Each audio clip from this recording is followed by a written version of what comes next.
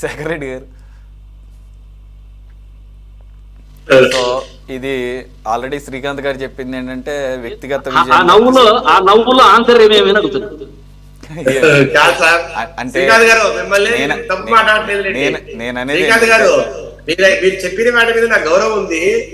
కాకపోతే కొంచెం ఎగ్జాగరేటింగ్ గా చెప్పడము, అదే ఒక మతం మీద ఎక్కువగా మనం ఫోకస్ చేయడం అనేది డిబేట్ కదా.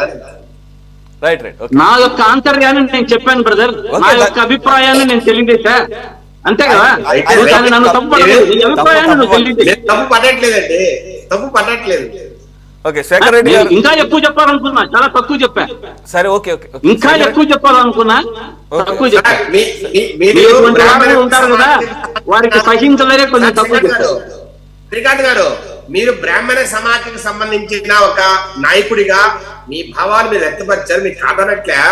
కాకపోతే కొంచెం ఎగ్జాగరేట్ ఏమన్నా అవుతుందా అనేది కొంచెం. సరే ఓకే శేఖర్ రెడ్డి గారు, ఇప్పుడు ఒకటి రఘురామ కృష్ణరాజు గారు ఈ ప్రాసెస్లో ఒక నా పర్సనల్ ఫీలింగ్ ఇది, కొన్ని చోట్ల అయితే పరిధి కూడా దాటారేమో అనిపిస్తుంది. ఎందుకంటే ఆయన ఒక రాజ్యాంగబద్ధమైన పదవిలో ఉన్నాడు ఆయన. సో కొంత బ్యాలెన్స్ కూడా చూసుకోవాల్సిన అవసరం ఉంటుంది.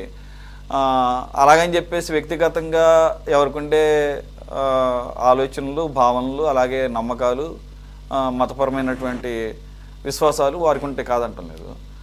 అయితే ఆన్ రికార్డ్ చూడటానికి ఆయన అంతా కూడా యాజ్ పర్ రూల్గానే వెళ్ళింది. ఎందుకంటే అసలు ఆయన నాకేం సంబంధం, ఫస్ట్ అసలు సాక్షిలా కథన రాకపోయి ఉంటే నేను స్పందించేవాడిని కాదని చెప్పేసి అంటాడు. దానికి ఎవరు ఆర్గ్యుమెంట్ చేయలేరు, కరెక్టే అది.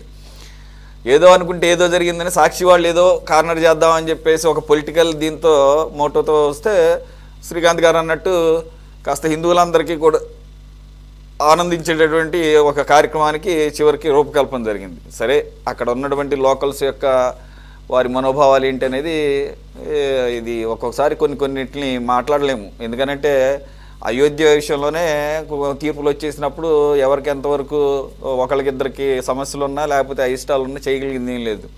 సో అది పక్కన పెడితే అది పెద్ద సబ్జెక్ట్ అవుతుంది. కానీ రఘురామ కృష్ణరాజు గారిని ఈ విషయంలో మొదటి నుంచి కూడా కూటమి గవర్నమెంటు టచ్ మీ నాట్ అన్నట్టుగానే వ్యవహరించింది.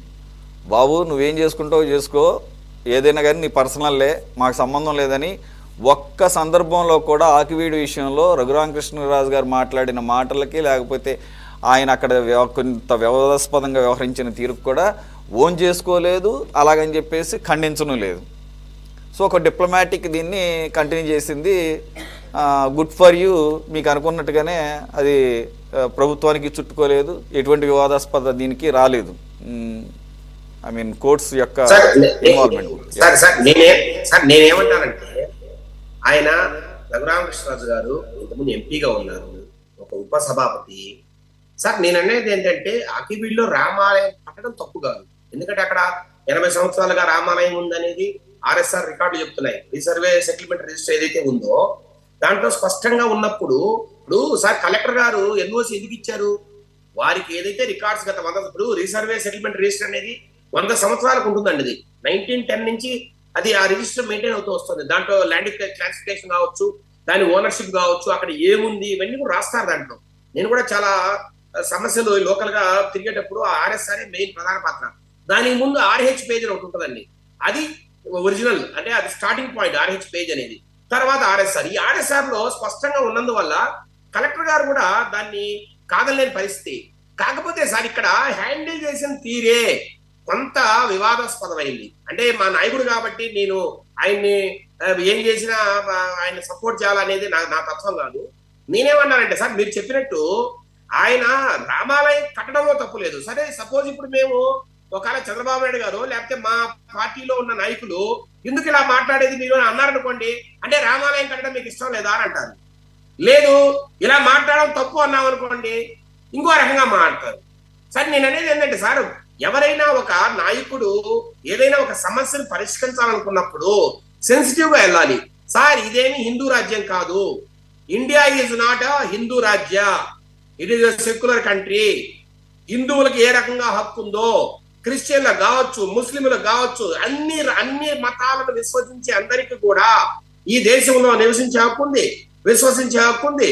గుళ్ళు కట్టుకునే, లేదంటే మసీదులు కట్టుకునే, లేదంటే చర్చిలు కట్టుకునే హక్కు ఉంది సార్. అట్లాగే గొంతెమ్మ దేవాలయం ఏదైతే మీరు మాట్లాడతారో వారికి కూడా తగు న్యాయం చేయాలి సార్. మేము ఆ రకంగానే ప్రభుత్వాన్ని కూడా మేము కూడా మాట్లాడుతున్నాం సార్. ఇప్పుడు ఏదైతే రామాలయం కట్టడానికి సుప్రీంకోర్టు వారు అనుమతిచ్చారో అక్కడ రామాలయం కడుతూ, అట్లాగే అక్కడున్న ఇతర అమ్మవారి దేవాలయం గురించి ఎవరైతే పోరాడుతున్నారో వాళ్ళకు కూడా తగిన న్యాయం చేసే విధంగా కూడా ప్రభుత్వం ముందుకు పోతుంది. ఈ విషయంలో ఎటువంటి సందేహాలకు తావు ఉండదు.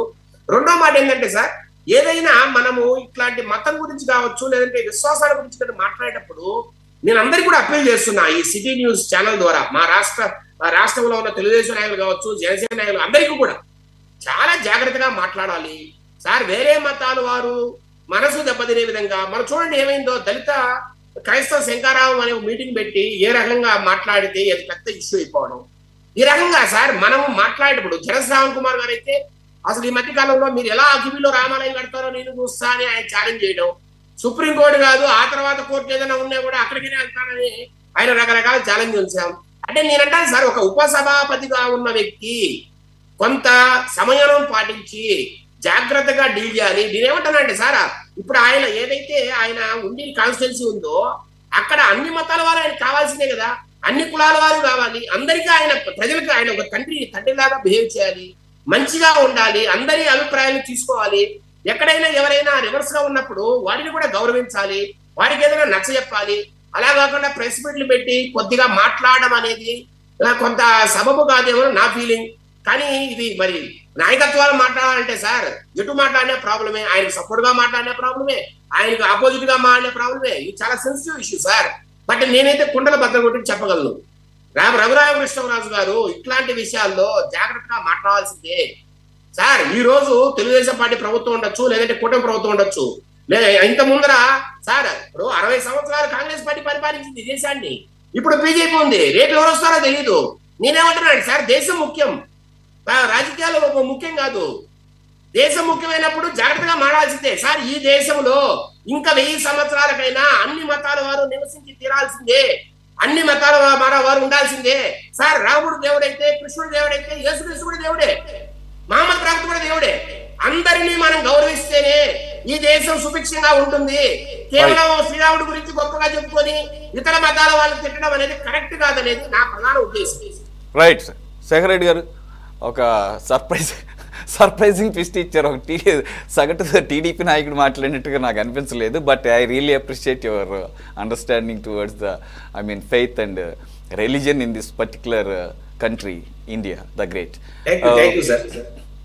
Right.